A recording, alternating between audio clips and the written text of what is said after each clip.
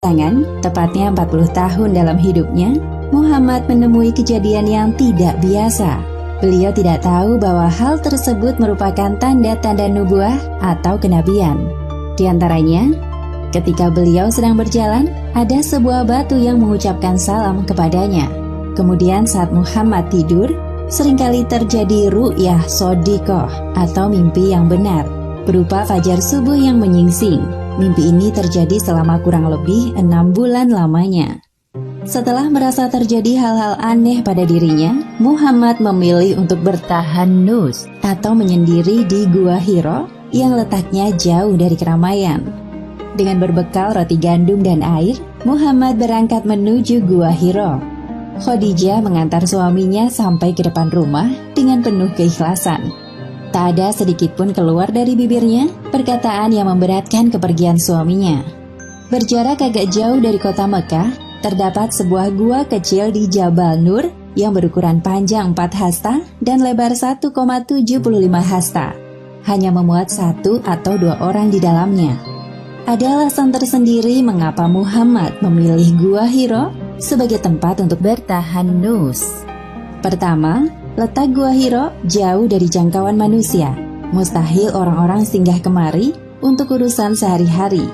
Kedua, Gua Hiro memiliki 2 sisi. Sisi pertama adalah pintu masuk, dan sisi satunya adalah celah yang menghadap langsung ke Ka'bah. Melalui celah itu beliau dapat menyaksikan bangunan suci Ka'bah. Sudah sejak lama Muhammad memikirkan banyak hal. Satu hal yang mengusik pikirannya adalah tentang kekuasaan Tuhan pencipta alam semesta yang tidak terbatas. Untuk apa Dia Allah menciptakan manusia jika mereka hanya membuat kerusakan di bumi? Aku sungguh penasaran, pasti ada tujuan besar di balik ini semua. Selain itu, keyakinan beliau kerap kali berseberangan dengan perilaku jahiliyah orang-orang Quraisy yang menyimpang.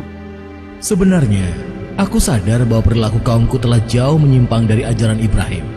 Namun aku juga tidak bisa berbuat apa-apa untuk mereka. Hari ini adalah malam ke-27 bulan Ramadan. Setelah 26 hari bertahanus di Gua Hiro, Muhammad didatangi sesosok malaikat berwujud manusia. Dialah Jibril dalam tubuh laki-laki yang berpakaian putih. Pada saat itulah Muhammad merasa mimpinya menjadi nyata.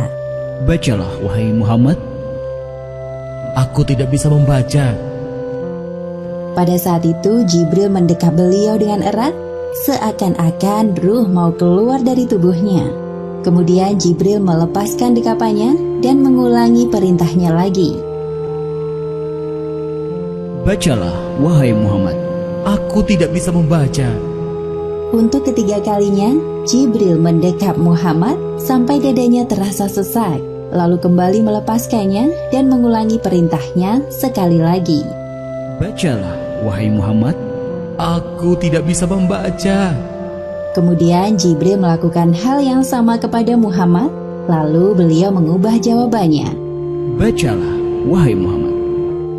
Apa yang harus aku baca?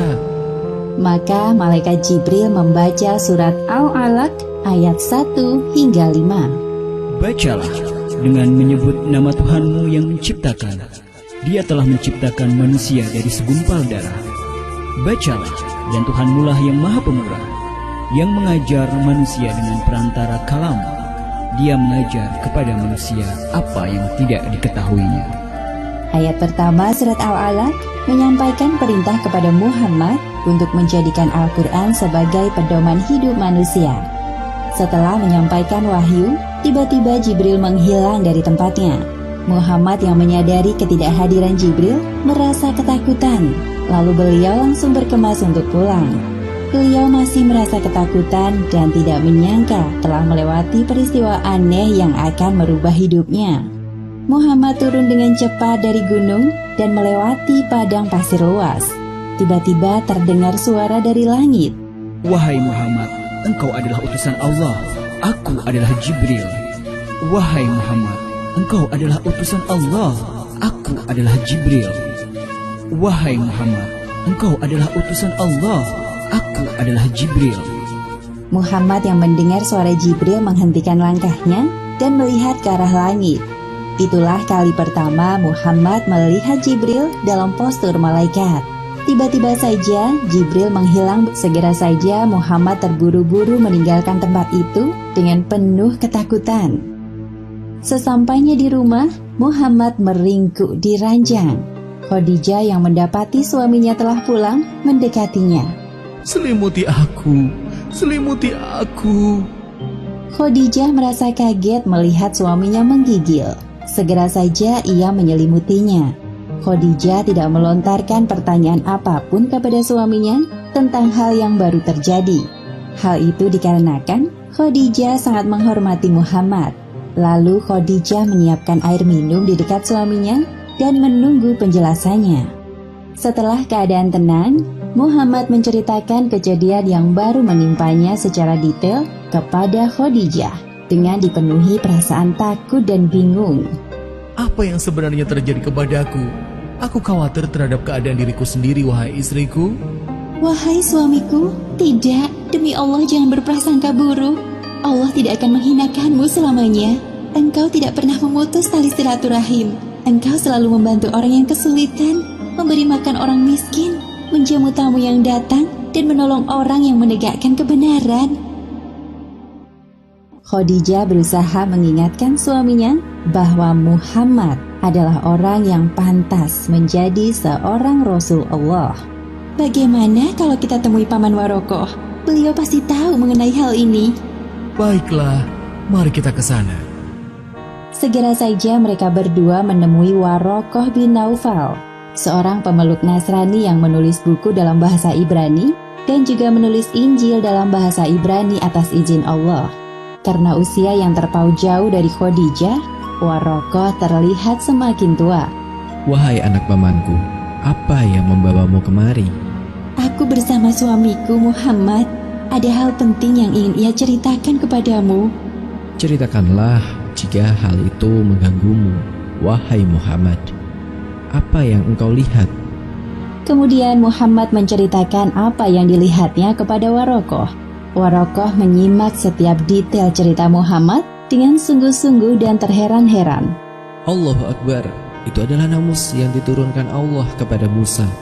Namus adalah istilah orang ahli kitab untuk makhluk yang bersayap seperti malaikat. Andaikan tubuhku masih gagah kelak pada masa itu, andaikan saja aku masih hidup tatkala kaummu mengusirmu. Benarkah mereka akan mengusirku? Ya, tidak seorang pun Rasul yang diutus kepada kaumnya, melainkan akan dimusuhi oleh mereka yang ingkar.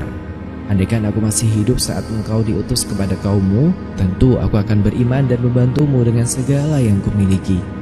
Mendengar penjelasan Warokoh, Muhammad semakin yakin dan mulai menerima takdirnya. Beliau telah mempersiapkan diri jika datang wahyu selanjutnya. Ternyata wahyu terputus selama 6 bulan pada masa Fatrah, yaitu masa di mana tidak adanya wahyu yang turun. Hal ini membuat Muhammad sedih dan sering termenung. Bahkan berkali-kali beliau mendatangi padang pasir karena merasa sangat putus asa. Sebagaimana yang disebutkan dalam hadis riwayat Bukhari nomor 6982.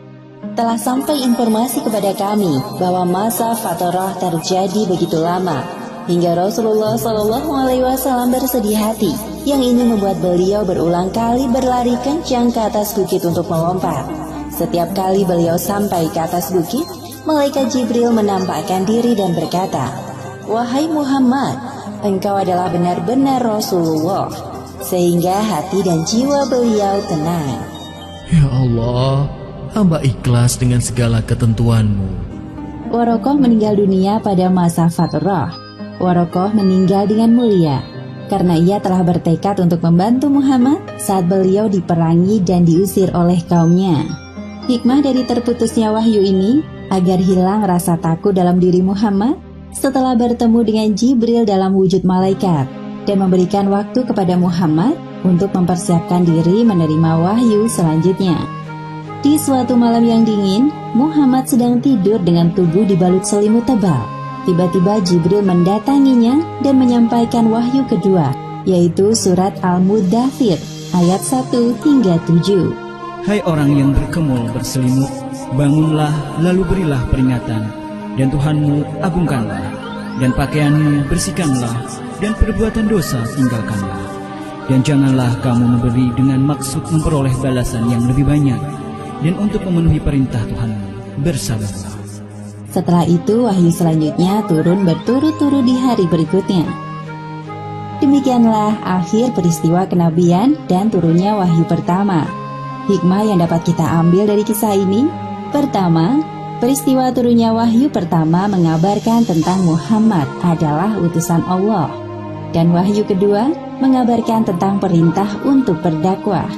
Kedua, hendaknya kita selalu menjadikan Al-Quran sebagai pedoman hidup sehari-hari, karena di dalamnya berisi semua hal yang kita butuhkan.